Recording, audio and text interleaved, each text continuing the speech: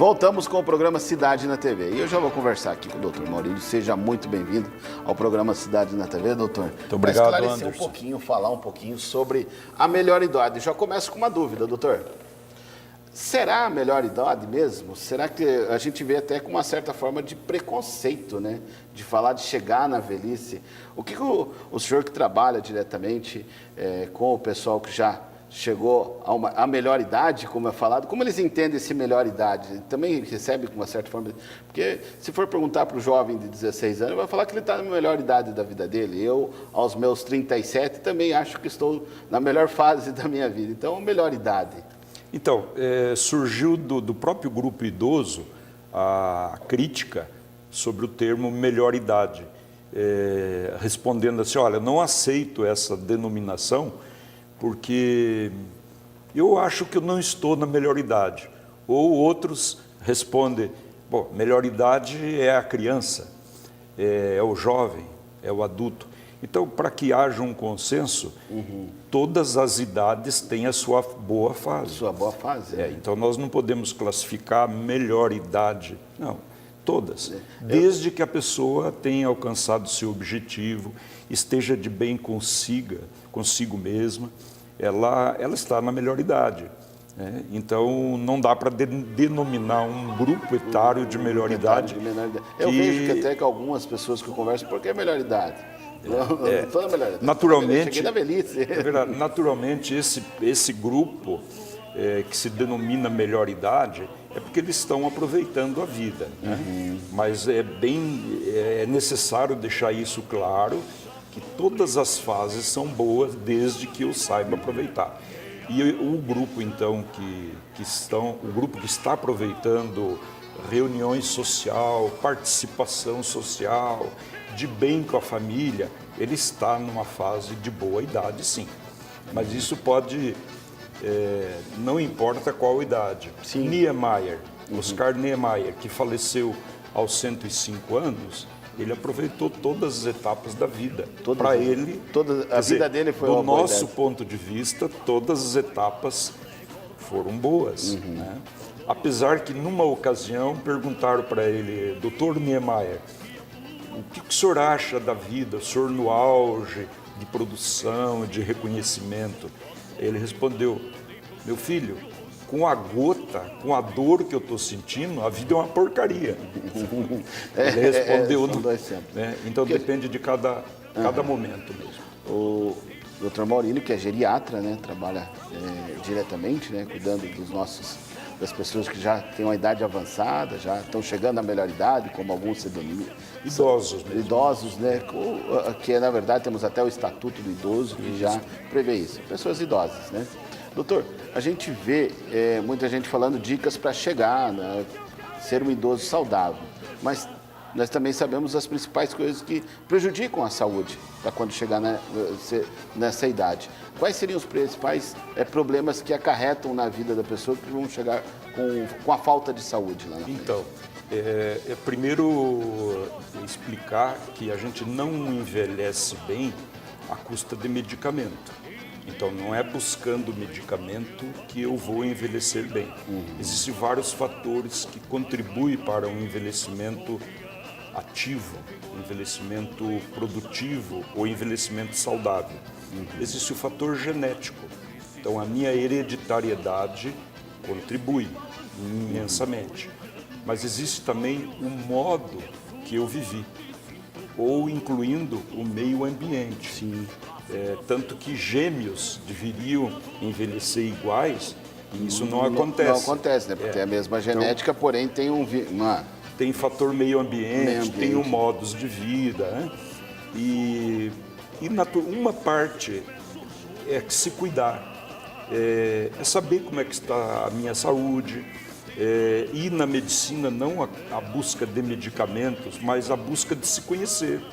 Como é que está meu exame de pressão, meu exame do coração, e corrigir coisas que eu possa estar atrapalhando. Fazer essas correções, né? Fazer as correções. Lógico que eu devo tomar medicamento essencialmente necessário, pontualmente, para corrigir determinadas situações. Não buscar um medicamento que vai te levar à longevidade, né? Não, isso Nós não estamos existe. conversando aqui com o Dr. Maurílio José Pinto, que é geriatra, e daqui a pouquinho nós vamos conversar mais com ele. Mas isso depois do intervalo. Voltamos já já. Também tem, já pergunto, vamos falar dessas imagens que a Mayara trouxe para nós, mas também tem uma telespectadora nossa que está nos acompanhando e que ela mandou uma mensagem para nós, perguntando, falando aí que já está na tela. Cadê? Olha lá a mensagem. A Marildo Ferreira, bom dia, Anderson. Tenho 76 anos, adoro ir aos bailes para a melhor idade. Gostaria de saber se isso ajuda a me manter mais jovem, mais saudável. Meus filhos dizem que faz mal eu sair 2, 3 vezes por semana. O que o doutor acha? Vou começar por essa pergunta, né? Interessante, Anderson. Primeiro, os filhos querem impor aos pais, né, o que eles devem fazer. Então, primeira regra, não deve escutar os filhos. A primeira coisa, não escute os filhos. Senão eles colocam cabresto. Então, esse cuidado tem que ter. Eles acham que, à medida que eu tenha mais idade, eu tenho que seguir o que eles determinam. Então, a gente pede, idoso, para que você tenha esta autonomia e capacidade, você tem que pôr limite nos filhos. Lógico, dentro de um bom senso, né? Mas não aceitar passivamente. Né? O sair, o que a senhora coloca, ir ao baile, nós dizemos vida social.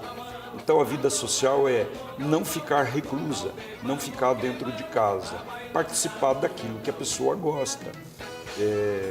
Ter uma vida em grupo, viagem,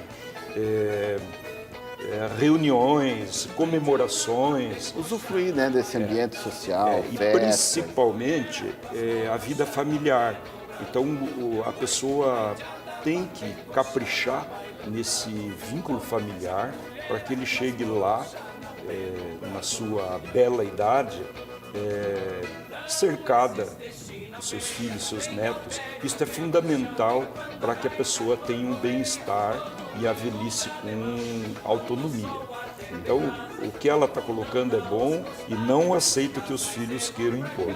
E nós vimos nas imagens ali, na matéria que a Mayara fez, o pessoal falando, beber bastante líquido, alimentação, exercício, dormir bem, né? Esses são pontos que realmente estão no caminho certo, né? Você veja que são coisas naturais. Então, em toda fase da vida, tudo que é natural, o dormir bem, o descansar, atividade física, isso contribui para uma vida saudável. Uma outra colocação que o senhor colocou, eu trabalho sempre, eu continuo trabalhando, eu sou o companheiro da minha mulher, eu ajudo no serviço de casa. Então, uma mensagem com relação à aposentadoria. A aposentadoria é um direito social, é uma conquista, mas não pode ser interrupção. Ao final da carreira. Não, a pessoa tem que se programar, o que eu vou fazer depois da aposentadoria, para continuar ativo. E até eu conheci, né, vários casos de pessoas que se aposentaram dentro em breve e romperam todos os seus laços com o trabalho e que num curto prazo, 2, 3 anos, vieram a falecer, né? Exato. Porque depressão, enfim, são coisas. Então vem as doenças que antes você controlava, ou a própria atividade física mantinha o teu corpo numa vitalidade. No momento que você perdeu o interesse, perdeu o estímulo, perdeu a ambição, ou se sentiu de lado da sociedade, não produtivo, aí realmente instala várias doenças psíquicas e doenças orgânicas também, que é tão comum Doutor, na terceira idade. Nesse sentido, no seu consultório, quais são as principais perguntas, quais as principais dúvidas dos idosos que chegam ao seu consultório? Então, a dúvida, talvez premente, é relacionado à memória. Como em todas as etapas da vida nós esquecemos. Nossa memória ela é seletiva. O que me interessa eu guardo e o que está sobrecarregando o cérebro eu esqueço. E isso incomoda muito o idoso e às vezes a família, temendo que esse esquecimento seja o prenúncio da doença temível, que é a demência. A demência, especialmente a de Alzheimer. Então, a doença de Alzheimer assusta todas as pessoas. E eles chegam muito no consultório com essa indagação. Doutor, será que eu estou desenvolvendo a doença do alemão? Por ser doença de Alzheimer? E não é isto, né? A doença de Alzheimer ela tem uma série de características e que a gente explica para a pessoa, faz o teste na hora, para mostrar que é um esquecimento banal que todos nós temos. Tem a diferença de falta de memória e a perca da atenção, né? Que essa diferença grande, né? É verdade, é verdade. Então, isso acontece muito quando a pessoa faz muitas coisas ao mesmo tempo. O que eu vim fazer aqui no quarto? Bom, mas é que ela estava também cuidando da cozinha, da panela e tal. Então e ao mesmo tempo falou ao telefone. E daí no intervalo ela quis arrumar o lençol. Chegou no quarto e não sabia. Então isso é por desatenção, por fazer muitas coisas ao mesmo tempo. Doutor, muito obrigado pela sua participação. Infelizmente chegou ao fim do programa, com gostinho de quero mais, né? Tinha muitas coisas ainda para falar com o doutor, mas muito obrigado pela sua participação e não vai faltar oportunidade. Parabéns pelo teu programa, pelo teu trabalho. Doutor. Muito obrigado pela sua vinda aqui. E nós, amanhã, a partir das 11 horas da manhã, estaremos aqui na Rede Mercosul, a sua Record News do Paraná, com o programa Cidade na TV. Um beijão e até lá. Tchau, tchau. Tem bate-coxa lá no compadre Totonho, nego velho medonho, bolicheiro do povoado. Peso puxado lá no fundo do terreiro, ali formava entreveiro e os buchichos afogueados. Tem bate-coxa lá no compadre Totonho, nego velho medonho, bolicheiro do povoado.